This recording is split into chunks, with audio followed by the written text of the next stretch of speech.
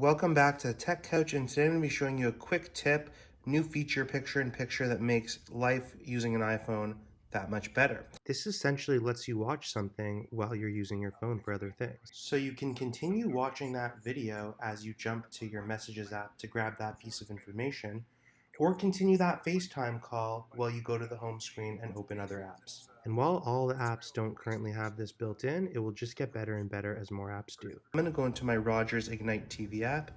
That's my home cable network, and they've got a great app now, and this picture-in-picture takes it to the next level. So I'm just going to start by playing a channel, CP24, that's the constant news channel.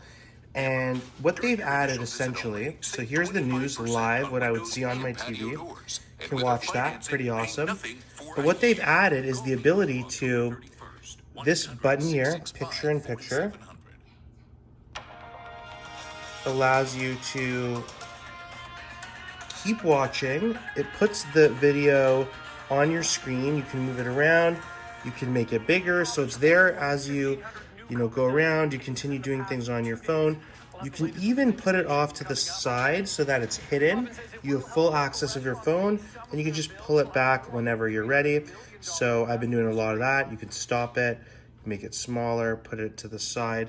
And just like that, you have the ability to continue watching or continue playing something with audio that's on, but also continue using your phone. This has been on Android phones for a while, but is really great the way Apple implemented it, and it just adds a lot to anyone who's on iOS. Thanks for joining us on the Tech Couch. For more tech tips, check us out at techcouch.ca, techcouch.ca/tutor, and tech it easy.